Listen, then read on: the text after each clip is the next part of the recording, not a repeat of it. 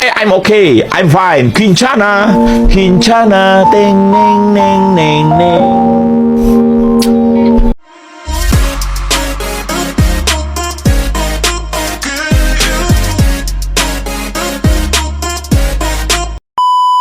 Assalamualaikum warahmatullahi wabarakatuh.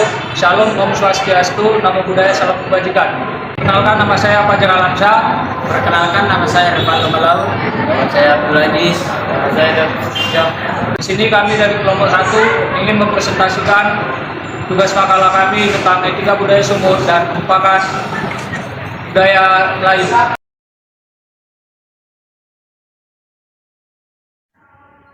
Baik, sebelum saya menjelaskan suku Melayu, pada baiknya kita menjelaskan secara singkat Sumatera Utara itu.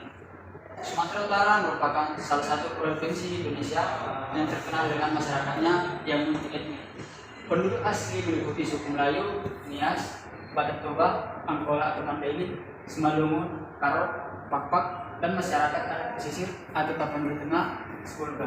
Sementara suku pendatang dari Nusantara antara lain adalah Jawa, Minangkabau, Aceh, Bugis, Banjar, Bali, dan sebagainya. Sedangkan etnik pendatang yang berasal dari luar Nusantara antara lain datang dari Cina dan India. Keberagaman etnik tersebut tercermin lewat keragaman budaya dan agama yang semuanya memberikan sumbangan sangat berharga dalam memperkaya kasana budaya Sumatera Utara. Ya, sebelum kita menjelaskan suku Melayu lebih dalam, yang akan dijelaskan oleh teman saya yang bernama Abdul Aziz. Baik, di sini saya akan menjelaskan sedikit tentang suku Melayu. Orang Melayu di Sumatera Utara umumnya menempati wilayah-wilayah pesisir timur. Secara umum, penanda budaya suku ini tercermin antara lain bahasa, yakni bahasa Melayu. Agama yang dianut yaitu Islam, kemampuan mengungkapkan estetika lewat rangkaian kata yang dikenal sebagai pantun, dan pakaian tradisional yang ditandai dasarnya. Orang Melayu dapat dibedakan berdasarkan daerah yang menjadi pemukimannya, antara lain Melayu Deli, Melayu Langkat, Melayu Serdang, Melayu Batubara, Melayu Asahan, dan Melayu Labuan Batu atau Bila, Kualu, Panai, dan Kota Pinang. Masing-masing daerah tersebut memiliki tradisi Swaparja yang dikenal sebagai Kesultanan Melayu di Sumatera Utara. Nah, di sini saya akan menjelaskan alat-alat tradisional suku Melayu. 1. Bentar, alat tempat kue untuk pengantin. Yang kedua, pahat bertingkat, digunakan untuk tempat tepung tawa terbuat dari kuningan. Yang ketiga, perasapan, terbuat dari tanah liat, dipakai untuk membakar kemenyan. 4 gelas atau alas gelas. Dalam upacara perkawinan biasanya digunakan di depan pengantin setelah akad nikah. Itulah alat yang digunakan pada saat pernikahan pada suku Melayu.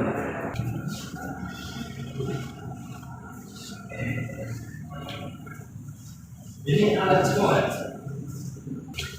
Nah, selanjutnya di sini kita akan membahas tentang alat transportasi pada suku Melayu yang digunakan pada zamannya, yaitu alat transportasi adalah suatu alat yang digunakan saat proses memindahkan barang dari salah satu tempat ke tempat lain. Bisa menggunakan tenaga manusia atau hewan.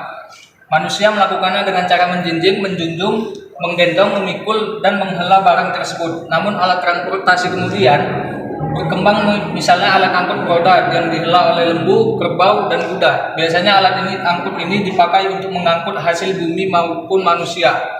Khusus alat angkut yang ada pada suku Melayu yaitu ya ada di sini contohnya, salah satunya miniatur perahu yang ada pada saat ini kita lihat bersama.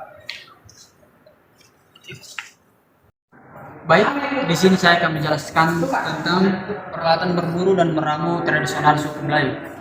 Berdasarkan bukti arkeologis, berburu dan meramu merupakan mata pencarian hidup yang sudah dikenal manusia sejak 3.000 sampai 4.000 tahun yang lalu. Pada masa itu, manusia menggunakan gua-gua sebagai tempat tinggal. Untuk memenuhi kebutuhannya, sehari-hari digunakanlah alat-alat dari batu. Yang pertama itu untuk suku Melayu menggunakan tombak, yaitu untuk berburu binatang. Dan di sini kita akan melihat bagaimana bentuk tombak itu.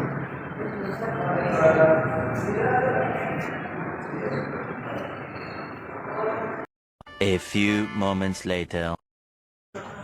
peralatan upacara pada suku Melayu. Pada umumnya masyarakat di Nusantara mengadakan sederet upacara yang berhubungan dengan daur hidup manusia. Nah, salah satu yang digunakan pada suku Melayu, satu, nangko, adalah wadah bunga mawar yang dirincis dalam upacara tung mawar sewaktu acara perkawinan dan sunatan. Yang kedua, tempat lilin, dipakai sebagai tempat lilin acara akad nikah suku Melayu. Yang ketiga, priuk, wadah hari-hari anak yang berlahir. Yang keempat, sangai, penutup makanan dalam upacara pernikahan. Nah, mungkin berikut pada alat penampakannya.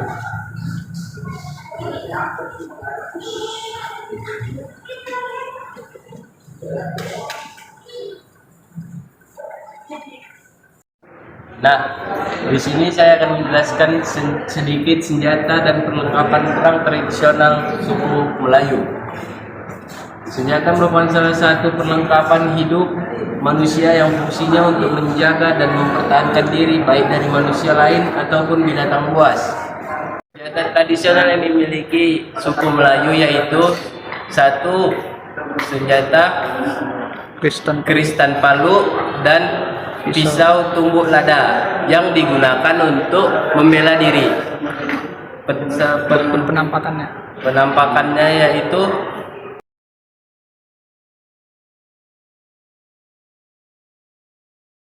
Baik, di sini saya akan menjelaskan tentang peralatan tradisional yang digunakan suku Melayu untuk menangkap ikan. Selain dimanfaatkan sebagai mata pencaharian, masyarakat juga menangkap ikan dengan pilihan beragam. Dengan menggunakan peralatan tradisional pada waktu senggang, penangkapan dilakukan di sungai, rawa, danau, dan perairan pantai. Di sini ada beberapa peralatan tradisional suku Melayu, yaitu jala. Jala ini dipakai untuk menangkap ikan di danau, sungai, dan terbuat dari benang nilon yang dirajut. Dan yang kedua itu adalah buku sebelah, yaitu alat untuk menangkap ikan di sungai yang airnya deras.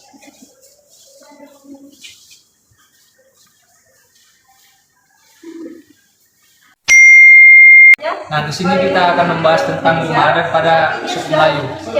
Seperti yang kita lihat, di sini sudah ada sebuah miniatur rumah adat suku Melayu.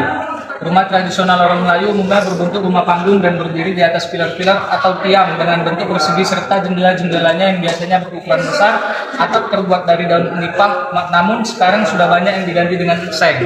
Mungkin berikut penampakan tentang rumah adat suku Melayu.